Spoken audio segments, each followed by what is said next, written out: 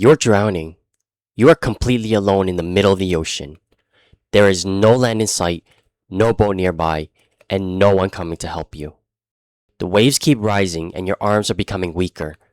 Every breath is harder than the one before it. You fight with everything you have, kicking, reaching, gasping for another breath. For one moment, your head breaks above the water. Then, another wave crashes over you and pulls you beneath the surface. You swallow water as panic takes over, and your lungs begin to burn. You fight even harder, but your strength is almost gone. The light above grows dimmer as the water becomes colder, quieter, and darker. You reach toward the surface, but it is already too far away. Finally, your body gives up, and everything becomes silent. You sink deeper until your body reaches the bottom of the sea. Now imagine a rescue boat arriving 5 minutes later. How could they possibly save you? Will they throw you a book called How to Swim? Will they shout, "Kick harder, move your arms faster, breathe this way"? Those instructions might help someone who is still alive, but instructions cannot help someone who is already dead. You probably thought this was only a story about drowning. But what if the story is actually about something much closer to home? What if the person at the bottom of the ocean is you? The Bible says this is a picture of our spiritual condition apart from God. Ephesians 2:1 describes us as dead in your transgressions and sins. Not struggling, not barely surviving, spiritually dead. Most of us do not believe our condition is really that serious. We know we have failed, hurt people, and done things we regret. But we usually think we are basically good people who simply need to improve. The Bible gives a deeper diagnosis. Sin not merely wounds us, it brought death. Romans 3:23 says that all have sinned and fall short of God's glory. Sin is more than making mistakes. It is rejecting the God who gave us life. We choose our own way, even when we know God's way is right. Sin separates us from God, and God is the source of all life. An unplugged lamp does not need a vice. It needs to be reconnected to its power. A severed branch may look alive briefly, but its life is already fading. That is our condition apart from God. We may work, laugh, build families, and make plans while remaining spiritually dead. Dead people do not need better advice. Dead people need life. Now imagine people gathering along the edge of the rescue boat. One person shouts, "Try harder," while another says, "Never give up." Someone else says, "Believe in yourself and you will find the strength." Another person throws down a list of rules and says, "Follow these steps." Someone else says, "Become a better person and you can reach the boat." Everyone has advice. Everyone has instructions. Everyone claims to know the way. But no one leaves the safety of the boat. Advice cannot rescue a dead man, and rules cannot give him life. This is what every system of self-salvation eventually teaches us. Do more. Try harder. Become better. Fix yourself. Earn your way to God. But our greatest problem is not that we do not know enough. Our greatest problem is that we cannot give ourselves life.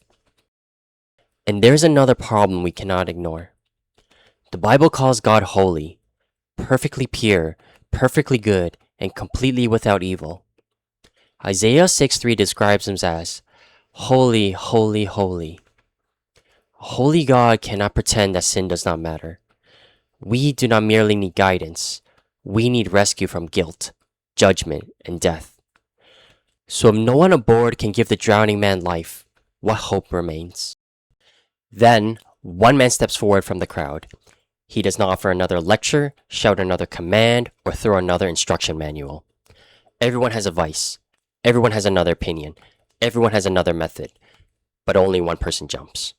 He dives into the water and leaves the safety of the boat behind. He descends past the sunlight and into the darkness below. He goes all the way down and finds the lifeless body on the ocean floor. He lifts the body onto his shoulders and carries it upward through the darkness. He breaks through the surface and pulls the lifeless man safely into the boat. Everyone else stayed safely above the water, but the rescuer went all the way down. Everyone else offered advice, but the rescuer offered himself. He did not simply tell us the way to life. He became the way to life. The rescuer points us to Jesus Christ, the eternal Son of God. John 1:14 says, "The eternal word became flesh and lived among us." Jesus did not remain far away from us. He entered our world. Luke 19:10 says, "The Son of Man came to seek and save the lost." Jesus did not merely come to teach bad people how to become better. He gave spiritual life to people who were dead. The rescuer breathes life into the man's lungs. The man's chest rises, his eyes open, and life returns. Jesus lived the perfect life that none of us has lived. He loved God perfectly, loved people completely, and never sinned. Then, Jesus willingly went to the cross. He was not dying for his own sins because he had none. He was dying for ours. Romans 5:8 says, "Christ died for us while we were still sinners." On the cross, Jesus took our judgment, and the punishment we deserved fell on him. Jesus suffered, died, and his body was placed inside a tomb. For 3 days, his body lay behind a sealed stone. Then, Sunday morning came, and the tomb was empty. Jesus had risen, proving that sin was paid for and death was defeated. Now imagine the rescued man waking up inside the boat. After hearing what happened, he tells everyone, "I rescued myself." Would anyone believe him? Of course not. He had been completely lifeless at the bottom of the sea. If you're finding this helpful, consider subscribing. Every subscription helps these videos reach more people, so together, we can share the gospel with a wider audience. Now, let's keep going. He didn't swim upward, he didn't climb into the boat, he didn't restart his own heart, he didn't restore his own breathing. Every part of the rescue was accomplished by someone else. That is the gospel. Salvation is not something we accomplish for God. Salvation is something Jesus accomplished for us. Ephesians 2 says, "For it is by grace you have been saved, through faith. And this is not from yourselves. It is the gift of God, not by works, so that no one can boast." It teaches that salvation is a free gift from God. It comes through grace and faith, not from human works or effort. Grace means God gives us what we could never earn and never deserve. Jesus did the work. Jesus won the victory. Jesus deserves all the glory. The gospel is the good news that Jesus rescues the helpless.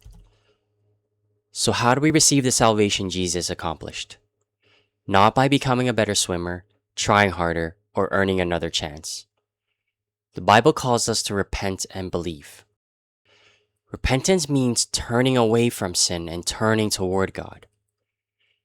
It also means abandoning confidence in ourselves and admitting that we cannot rescue ourselves.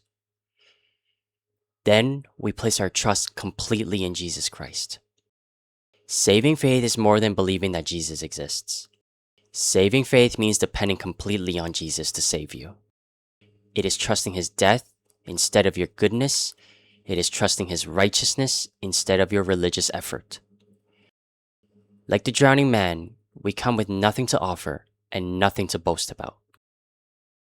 Acts 16:31 says, "Believe in the Lord Jesus and you will be saved." So if your life ended today, what are you trusting to save you? Your goodness, your religion, your effort? Or are you trusting your rescuer? Christianity is not the story of people climbing their way up to God.